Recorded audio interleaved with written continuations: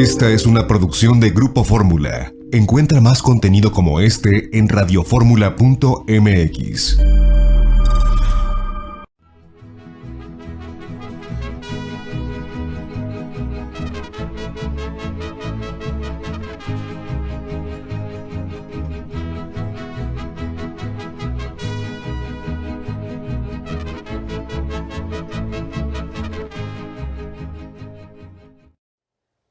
Amigas y amigos, muy buenas tardes tengan todos ustedes. Los saluda con el afecto de siempre José Manuel Villalpando, aquí en una emisión más de este programa La Historia que Quiero Vivir, que como todos los sábados por la tarde, que ya saben es la hora de la historia, estamos transmitiendo a través de los micrófonos y frecuencias de Radio Fórmula.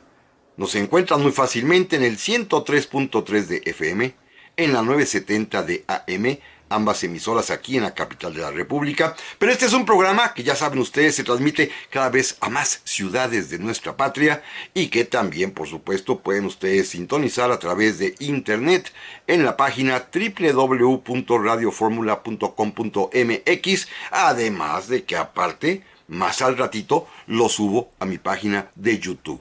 Bienvenidas, bienvenidos todos ustedes, me da mucho gusto que nos estemos acompañando ya en esta tarde de enero de 2022 y por supuesto, como siempre, para platicar de historia de México, reiterándoles que están a su disposición las vías electrónicas que permiten comunicarnos y que respondo de inmediato, ya lo saben ustedes, a través ya sea de mi correo villalpandohistoriador@gmail.com o también en mi página de Facebook, Villalpando y la Historia. Qué bueno que estamos aquí juntos para iniciar ya este año con trabajos ya específicos y pues dedicados a recordar, a reconocer y sobre todo a darle sentido de contemporaneidad a nuestro pasado. Sean ustedes, amigas y amigos, bienvenidas, bienvenidos y vamos a comenzar. No sé si alguna vez ustedes se han preguntado ¿qué es un dictador? Un dictador, este hombre que ejerce el poder de manera absoluta, que no tiene reparo alguno en imponer condiciones terribles, ya sea en lo económico, en lo social, en atentado a las libertades, inclusive ofendiendo a las personas, disponiendo de sus vidas y de sus bienes. Un dictador. Bueno, es que en México hemos tenido muchos, y todos conocemos quizás los más célebres, a quienes les hemos adjudicado este título. El más famoso, por supuesto, es don Porfirio, pero también hay otros, y hoy quisiera que nos refiriéramos específicamente a uno de ellos, a Antonio López de Santa Anna. Ya alguna vez, hace varios años, platicábamos de él, quizás mucho en forma anecdótica, de cómo había sido su vida, desde su juventud, que ya comenzó a dar que decir, hasta el final de sus días, cuando muere, que también no dejó de ser todo un acontecimiento, por lo mucho chusco de comedia que se daba a lo largo de sus tramos diversos en su existencia. Ya platicamos de él mucho, pero lo que no hemos hecho, y creo que pocas personas lo han también realizado, es un análisis, un examen, revisar minuciosamente por qué le adjudicamos este calificativo de dictador a Antonio López de Santa Anna.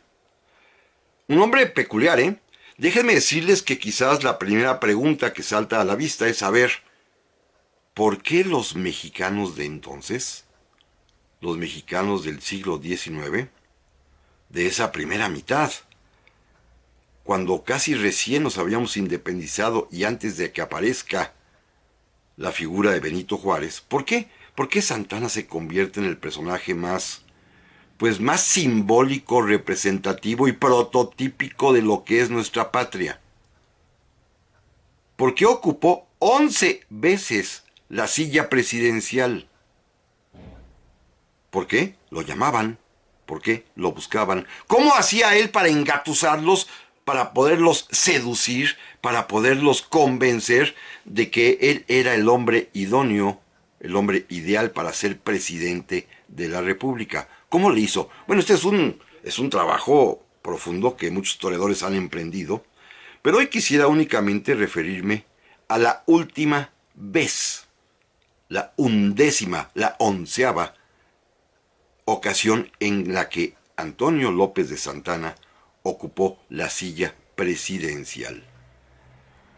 Esto ocurre desde el mes de abril de 1853 hasta el mes de agosto de 1855, poco más de 2 años. Una manera de gobernar muy peculiar la que él ejerció durante estos 2 largos años, en la que se convirtió en dictador. Antes no lo había sido, ¿eh? Antes era un presidente en esos 10 turnos anteriores que tuvo de ocupar el Palacio Nacional. Había sido un presidente bastante ligerito que iba y venía, pedía licencia, renunciaba, se retiraba, lo deponían. Pero cuando gobierna de a de veras, es decir, cuando ya ejerce el poder auténticamente como un hombre fuerte, es precisamente en esta última ocasión, la undécima, repito, allá entre 1853 y 1855. Hagamos pues hoy la anatomía, el análisis de lo que es un dictador, o más bien, de cómo ejerció la dictadura Antonio López de Santana. Miren, lo más peculiar de todo es que en él confiaron para que gobernara México en esta última ocasión todo el país, todo mundo.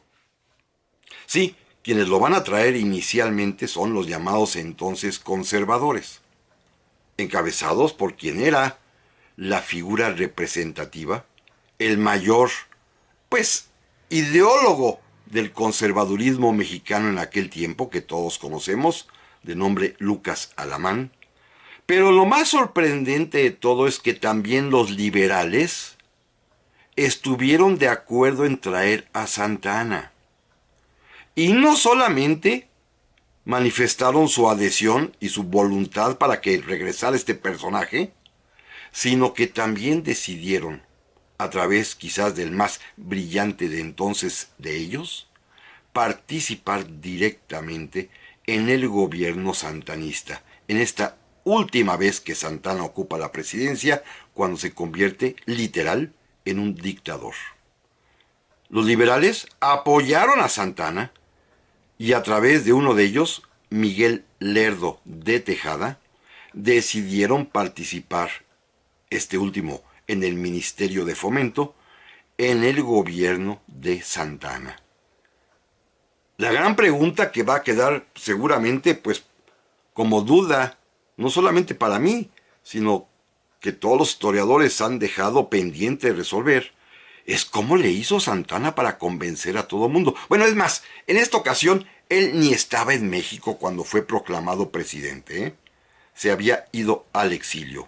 Seguramente todos recordamos que después de la terrible derrota en la guerra de 1847, derrota además que se le achaca al propio Antonio López de Santana por su torpeza militar, este personaje se va al exilio,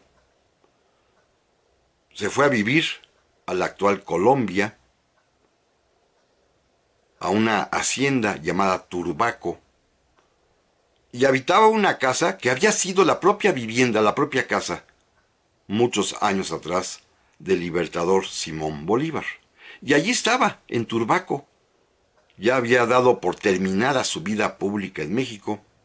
Ya había hecho lo poco o mucho que había podido hacer. Ya había fracasado estrepitosamente. Y miren la gran sorpresa. Hasta allá lo fueron a buscar para ofrecerle que regresara a nuestra patria, convertido ya en presidente.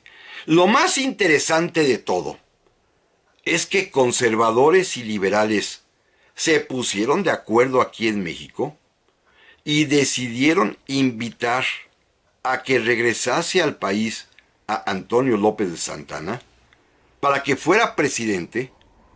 Los documentos son muy claros, para que gobernara conforme a su conciencia y para que lo hiciera con poderes amplios, omnímodos, discrecionales para que gobernara como quisiera, porque, fíjense el argumento, liberales y conservadores deseaban que hubiese una presidencia fuerte para restablecer lo que ellos llamaban la moral pública. La moral pública, porque argumentaban todos ellos, en ese año de 1853, lo que privaba en México, lo que regía nuestra patria, era la inmoralidad pública, que implica corrupción, que implica, por supuesto, desatención de los problemas nacionales, que implica, pues simplemente, una pérdida de valores y de costumbres. Urgía a alguien que restableciera la moral pública. Y esto es lo más sorprendente, insisto. Liberales, conservadores, todo mundo decidió confiar en que Antonio López de Santana, que ya tenía un largo historial de cosas bastante nefastas, era el hombre indicado para poder restablecer en nuestra patria la moral pública. Imagínense nada más. Es decir, la falta de personalidades obligaba a todos seguramente a recurrir al más célebre, al más famoso de ellos, que era el propio Antonio López de Santana, a pesar de su reputación y de su pasado. Así que Santana, sin mover un dedo, fue proclamado algo así como el Salvador de la nación. Pero de esto, amigas y amigos, platicaremos en un momento más. Ya estamos aquí, amigas y amigos, para el segundo bloque del programa de esta ocasión, en el cual estamos comenzando, porque en realidad lo que he platicado en el bloque anterior ha sido puro prólogo. Estamos iniciando el examen de cómo se forma un dictador, cómo gobierna un dictador, cómo lo hizo, en el caso nuestro específicamente, Antonio López de Santana, allá en el año de 1853 y hasta 1855, cuando por 11ª vez, 11ª ocasión, se sentó en la silla presidencial de México, traído, y esto es lo sorprendente, por liberales y por conservadores, por todos. Vamos a comenzar ahora sí desde el principio. Miren, decía yo hace un momento que Santana se encontraba exiliado en Turbaco, allá en Colombia, que allá vivía, pues supuestamente muy tranquilo.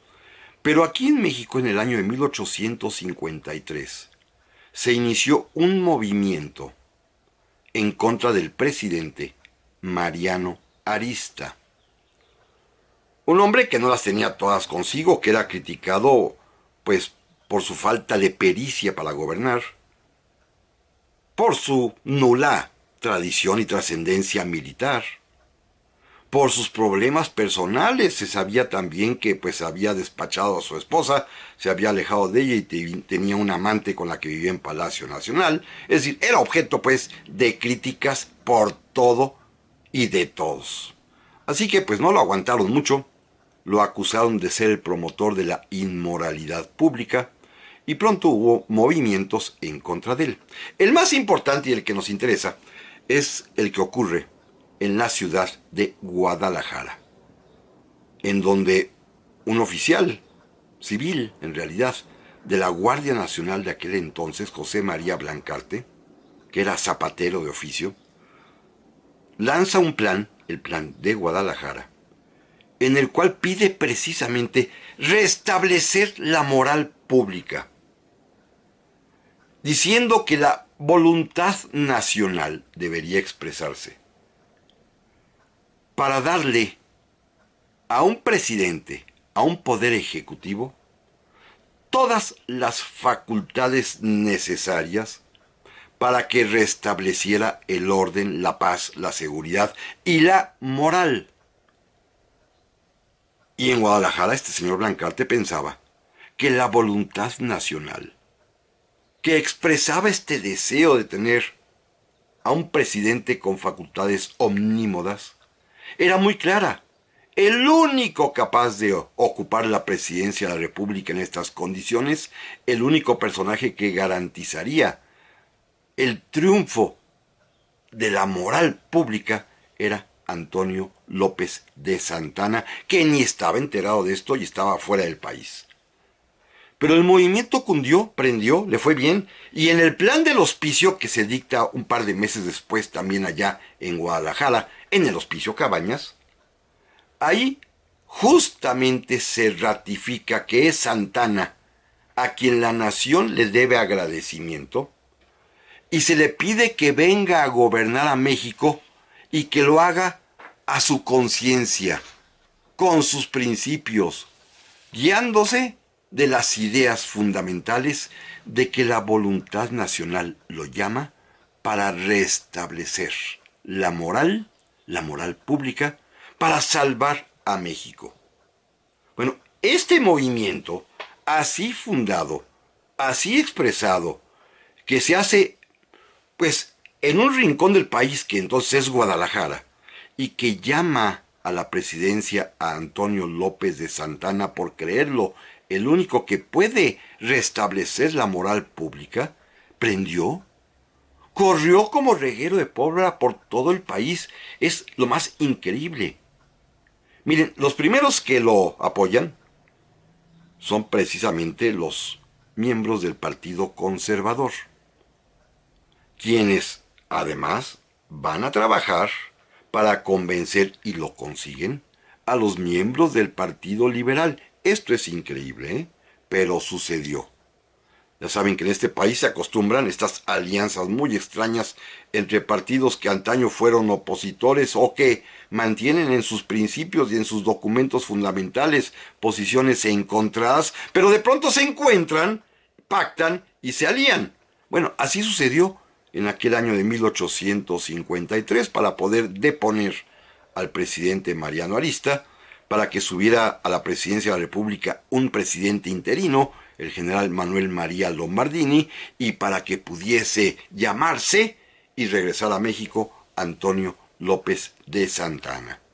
Mandaron a una comisión de varios personajes importantes a buscar a Santana allá a Turbaco, a Colombia, y esta comisión le llevó además la carta famosísima que a Santana le escribiera Lucas Alamán, el patriarca, el ideólogo de los conservadores, en donde le decía de plano: miren, señor Santana, queremos que usted regrese a México para cumplir con el propósito de restablecer la moral pública, que consiste en lo siguiente. Escuchen los puntos, ¿eh? Primero, respetar absolutamente a la religión católica, en lo que todos estaban de acuerdo. Segundo, constituir un gobierno fuerte que pueda actuar para imponer la paz, el orden, la seguridad y restablecer, insisten mucho en esto, la moral pública. Claro, un gobierno, dice Lucas Alamán, cosa que nunca se le va a cumplir, que además responda ante la nación de sus actos. Esto, por supuesto, pues es palabrería, no le van a hacer mucho caso. Pero el siguiente punto sí es fundamental, que se divide en dos. Le dicen a Santana claramente que los problemas de México tienen dos causas. Primero, el federalismo. Porque los estados libres y soberanos se sienten pequeños países independientes y hace cada quien lo que quiere. Y segundo, el Congreso. Porque ahí los diputados, senadores nada más van a pelearse, a grillar, a decir tontería y media, y pues el Congreso ha sido la causa de las desgracias de México. Los congresos no han servido para nada, o si acaso para acompañar a los gobiernos en turno según vayan cambiando y oscilando, con diputados y senadores que a su vez también cambian, como se decía, de chaqueta y de partido, sin ninguna seriedad, sin ninguna ideología, y el Congreso es simplemente nido de inmoralidad pública. Así que hay que acabar con el sistema federal y, como dice Lucas Alamán, con el sistema representativo como se ha entendido hasta entonces. Se trata de que el presidente, apoyado por toda la nación, tenga facultades suficientes, amplísimas, omnímodas como se dice, para que, apoyado en esta fuerza moral, pueda salvar al país. Solo así, un presidente que actúe de esta manera puede garantizar la felicidad de los mexicanos. Y Santana pues dijo, pues aceptó. Recuerden que Santana no tenía ninguna ideología. No le importaba un comino, había sido ya liberal, conservador, moderado, él había figurado en todas las facciones políticas, se cambiaba sin pudor alguno de partido, y bueno, no le importaba mucho si lo llamaban los conservadores con el apoyo de los liberales, y decidió aceptar. Llegó a México, por supuesto, cuando asume la presidencia de la República.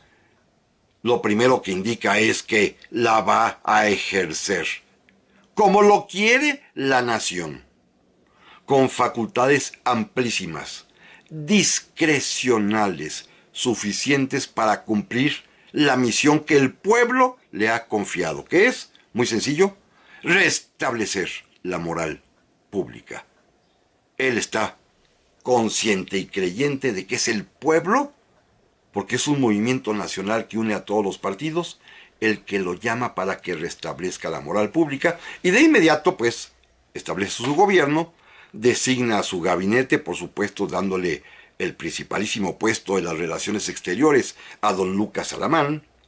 A un conservador, Díaz de Bonilla, le da el Ministerio de Gobernación. A un militar que había sido liberal y también conservador, así como él, Antonio Aro y Tamariz, le dio el Ministerio de Hacienda. A un militar también que había sido también liberal y conservador, José María Tornel, le da el Ministerio de Guerra. A un abogado conservador muy famoso, Teodosio Lares, lo nombra ministro de Justicia. Y fíjense lo interesante, decide crear, a sugerencia de los liberales, el Ministerio de Fomento, que se lo encomienda a dos personas, a un conservador para que se equilibren, Joaquín Velázquez de León, y al liberal Miguel Lerdo de Tejada. Es un gabinete de buen nivel, ¿eh? Hasta eso eligió a los mejores hombres de su tiempo, y con ellos Antonio López de Santana va a comenzar a gobernar. Va a tener para su fortuna dictatorial la suerte de que dos de esos ministros, los que más lo podían controlar, Lucas Alamán y Tornel, van a fallecer de muerte natural ese mismo año. Pero de esto hablaremos, amigas y amigos, en un momento más.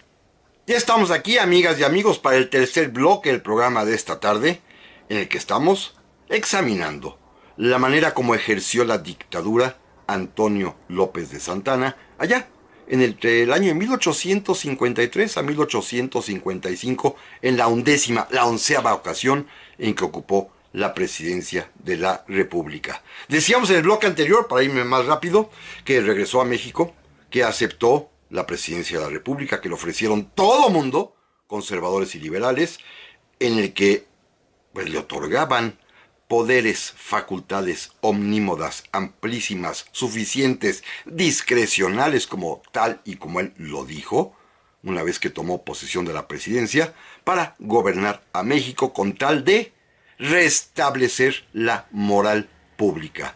Decíamos también que designó a su gabinete, a Lucas Alamán lo nombró ministro de Relaciones Exteriores, a Antonio Aro y Tamariz lo nombró ministro de Hacienda, a Manuel Díaz de Bonilla, ministro de Gobernación, también a José María Tornel lo nombró ministro de Guerra, nombró a Teodosio Lares ministro de Justicia, y a la mancuerna formada por un liberal y un conservador, Joaquín Velázquez de León y Miguel Lerdo de Tejada, les encomendó el Ministerio Nuevo de Fomento. También decía yo, y esto es quizás lo más interesante de todo, que estos hombres, que de alguna manera eran todas personalidades destacadas, servirían para controlar al propio presidente. Pero para su buena fortuna, la de Santana, para la desgracia de México, ese mismo año y de muerte natural fallecieron los dos más importantes ministros, Lucas Alamán, conservador por supuesto, y José María Tornel, un liberal moderado, que había sido amigo incluso de Vicente Guerrero. La muerte de estos dos hombres hará que Santana se desboque literalmente. Pero miren, y vamos a lo interesante también, y lo que pues tiene mucho sentido de estudiar, ¿eh? ¿Cómo gobernó Antonio López de Santana? Pues encontró el medio, la fórmula, a través de expedir decretos. Como se dice hoy en día, gobernaba a decretazos. Escuchen, amigos, lo que hizo. El primero de ellos es fundamental. Decidió derogar, suprimir la Constitución vigente en ese entonces. Así como lo oyen. Decidió dar una nueva Constitución redactada por alguien que se lo hizo, en el cual le aseguraba precisamente al presidente Santa Anna facultades absolutas. Decidió mandar al cajón del olvido la antigua Constitución de 1824, que con sus reformas del 47 estaba vigente, y dictó las bases para la organización de la República. Una Constitución propia, hecha a modo para él, en donde, insisto y repito, a la vez que mandaba al basurero la Constitución vigente, establecía que de ahí en adelante el presidente de la República, o sea, el propio Antonio López de Santa Anna, ejercería facultades amplísimas, omnímodas, para gobernar la República y restablecer la moral. Así de sencillo, ¿eh? A partir de este primer decreto, en donde él dicta su propia Constitución, hay 3 decretos posteriores que son fundamentales para entender cómo se ejerce la dictadura. Fíjense bien los temas que trata, ¿eh? Primer decreto: elimina al Congreso de la Unión y elimina a las legislaturas locales. Disuelve al poder legislativo, porque él cree que es el nido de conspiraciones y de inmoralidades. Los mexicanos no necesitamos un Congreso, afirma Antonio López de Santa Anna, sino que en su lugar va a existir lo que él llamó un Consejo de Estado. Un grupo de personas que él elige personalmente, discrecionalmente, él las designa para que le asesoren y le aconsejen en todos los asuntos públicos. No necesita un Congreso. ¿Para qué? Necesita hombres que sepan, que le aconsejen para que él tome las decisiones. Esta es la primera y gravísima medida que dicta Antonio López de Santa Anna, que es la de disolver a los congresos, al poder legislativo tanto federal como a los estatales. Ordena la disolución de los congresos, de las cámaras, de diputados y senadores de la federación y de los diputados en los estados, y establece un Consejo de Estado para que le ayuden a gobernar. Segunda decisión importantísima: respeta la existencia de la Suprema Corte de Justicia de la Nación.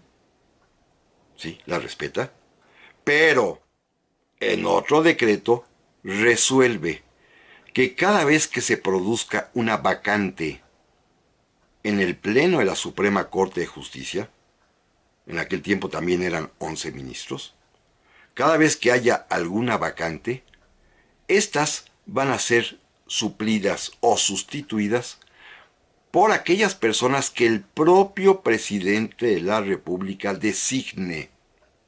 Es decir, los ministros de la Corte serían nombrados por el propio presidente en cuanto fueran quedando vacantes sus plazas. Obvio, así como nombró consejeros de Estado personas de su confianza y sus amigos, también va a designar para ministros de la Suprema Corte de Justicia, como lo hizo, a sus cuates, para hablar con toda claridad. De esta manera, fíjense bien, aniquiló la separación de poderes, que en su trayectoria clásica, en su concepción histórica, esta, desde que México fue país independiente, se establecía a través del equilibrio entre el poder ejecutivo, el poder legislativo y el poder judicial.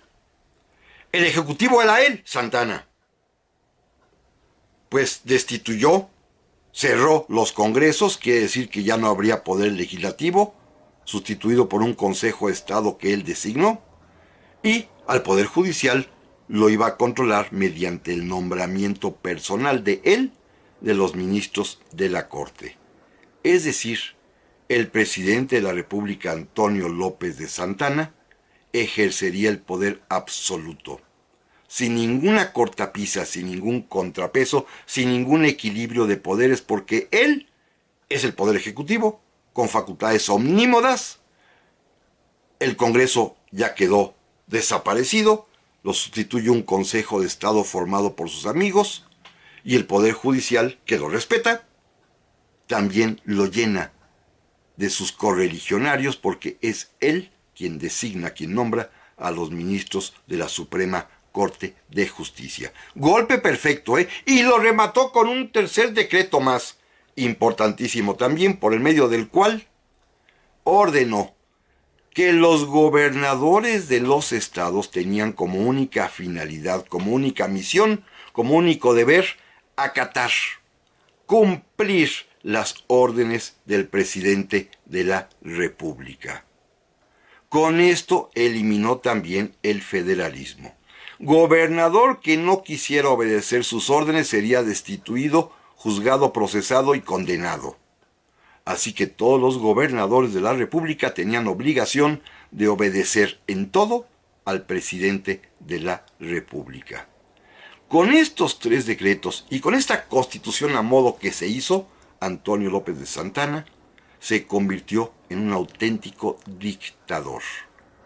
Un hombre que controló el poder público en México, un hombre que dominaba desde el poder ejecutivo al poder legislativo, al poder judicial y a los poderes de cada uno de los estados de la República. Y este fue solo el comienzo de la dictadura, ¿eh? Una dictadura que, repito, va a gobernar a través de decretos. El presidente de la República se convierte en un hombre que emite todos los días decretos. Y esto es muy fácil de comprobar, ¿eh? Miren, hay una obra fundamental en la historia del derecho en México que se llama Legislación Mexicana, que hicieron, que recopilaron allá en el siglo XIX los abogados Dublán y Lozano, que contiene todas las leyes que se dictaron en México en aquel remoto siglo, el siglo XIX.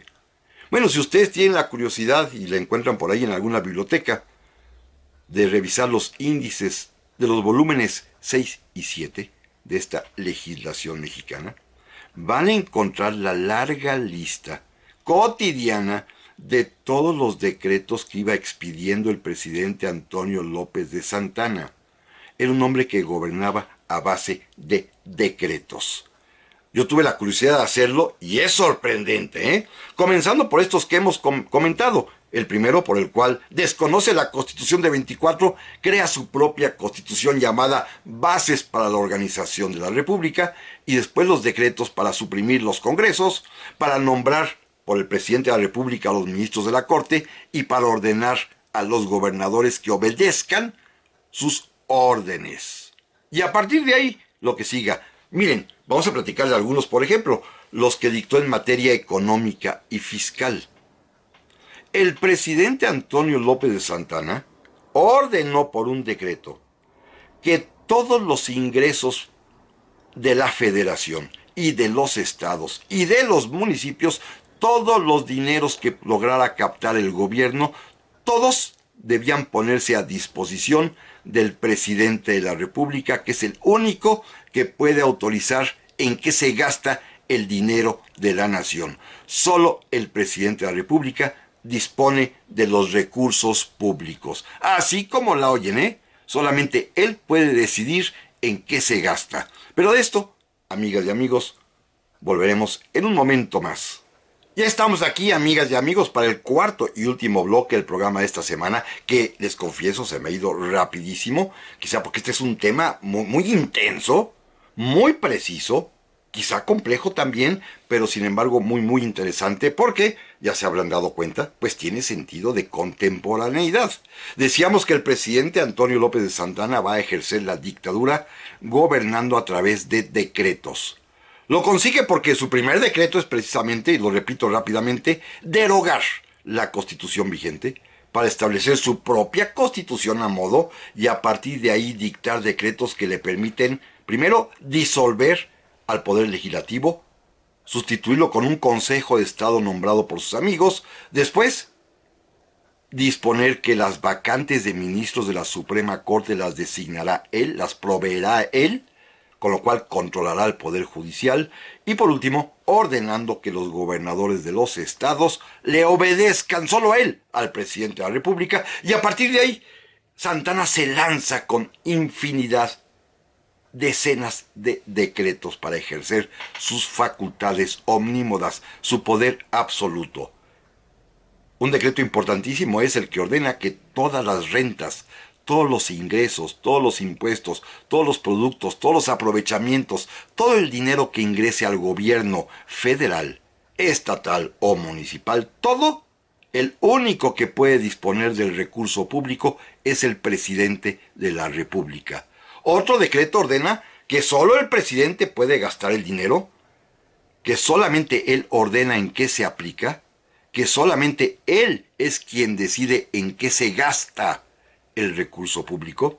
Y por supuesto, habrá una serie de decretos, eso sí, de estos hemos escuchado, en los cuales se estableció infinidad de impuestos, arbitrarios algunos, curiositos otros, chistositos los más, impuestos terribles. Por ejemplo, déjenme recordar simplemente alguno de ellos, que esto es finalmente la manera como la dictadura se hace sentir en las personas comunes y corrientes. Los que pagamos impuestos somos los que sentimos los efectos dictatoriales. A veces no importa si hay Congreso o no hay Congreso, pero sí importa cuánto hay que desembolsar para cumplir con los caprichos del gobernante que dicta impuestos sin ton ni son. Por ejemplo, fíjense, el típico que conocemos, efectivamente estableció impuestos por las puertas, por las ventanas, por los balcones que tenían las casas hacia el exterior. Un impuesto que equivalía, parecía poquito, 3 reales al mes por cada puerta, por cada ventana, por cada balcón de las casas. Un impuesto, también, muy peculiar, a los restaurantes, a los cafés, a los hoteles, a las pulquerías, a las cantinas, de 1 peso al mes por la puerta y 3 pesos al mes por cada ventana o puertas adicionales que tuvieran esos negocios. 1 peso al mes es un dineral en aquel tiempo, 3 pesos al mes es mucho más dinero todavía, Pero esto no es el único impuesto divertido y curioso, A los vendedores ambulantes también se les aplicaría un impuesto de medio real por día. Medio real es la 16ª parte de 1 peso. Pero si el señor trabaja de eso, de ambulante, y todos los días vende sus productos, quiere decir que al mes pagaba 1 peso por ser vendedor ambulante. Uno verdaderamente ridículo y ofensivo que hoy seguramente pues molestaría a las personas es que hubo que pagar 1 peso al mes, 1 peso al mes, por cada perro mascota o perro de pastoreo que tuvieran las personas. Si alguien tenía un perrito, tenía que pagar 1 peso. Si alguien tenía un perrito para pasear, también. Un perrito para ayudarlo al pastoreo, también. Los únicos perros que estaban exceptuados de pagar impuesto eran los perros lazarillos, los que utilizan los ciegos para poder deambular. Eran los únicos perros exentos de impuesto.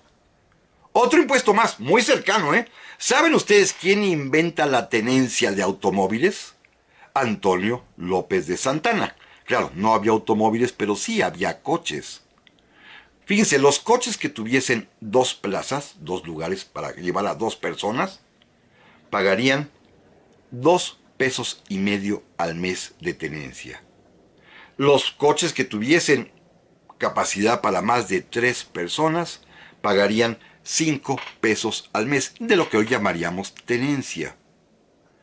Estos son los impuestos, y claro, alguno que otro muy curioso, como el impuesto de las nodrizas, estas mujeres que eran contratadas para amamantar niños, y quien contrataba a la nodriza, además de pagarle su sueldo, tenía que pagarle al gobierno 1 peso al mes por utilizar los servicios de estas mujeres que daban su leche para los recién nacidos.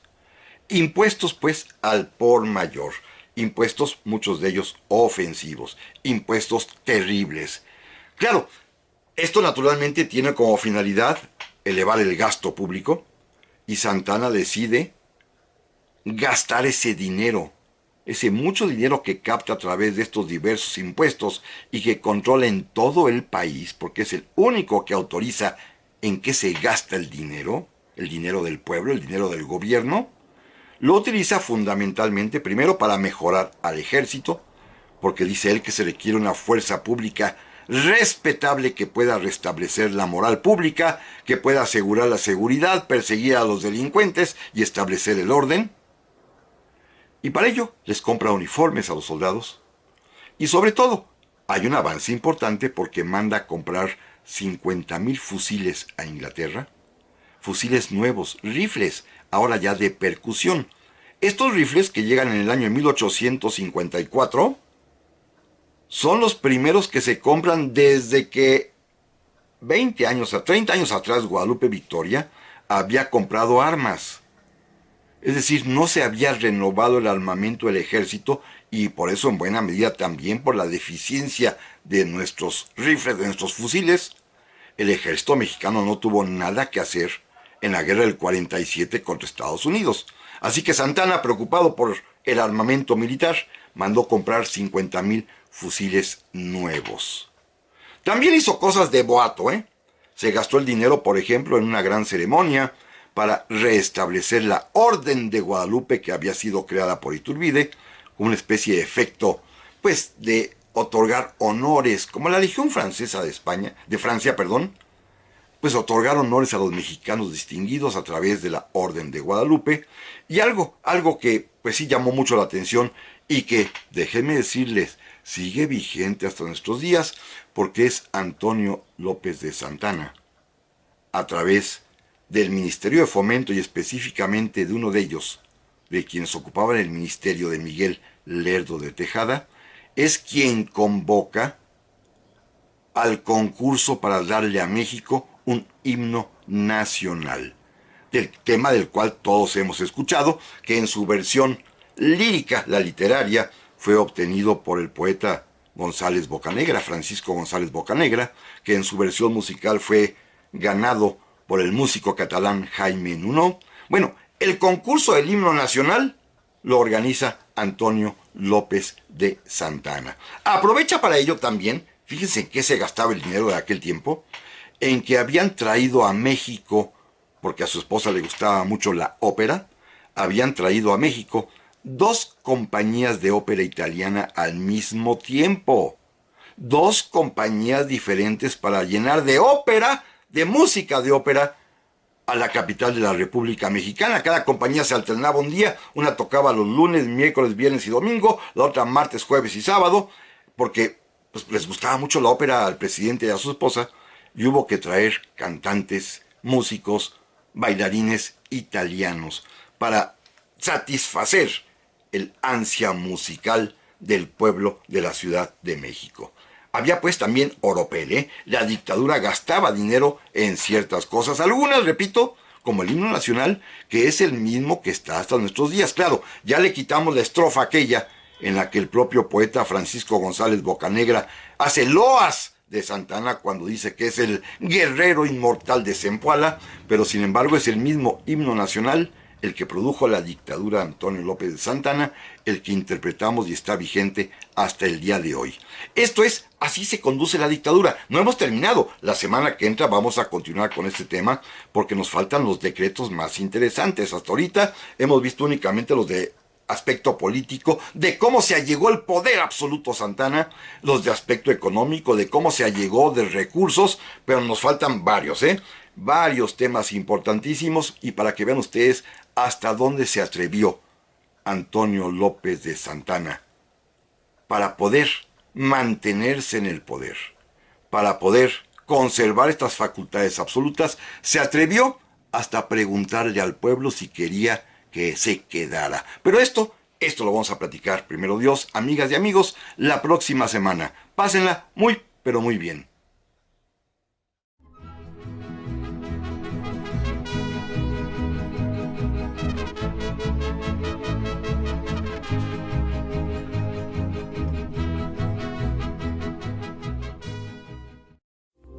Esta fue una producción de Grupo Fórmula. Encuentra más contenido como este en radioformula.mx.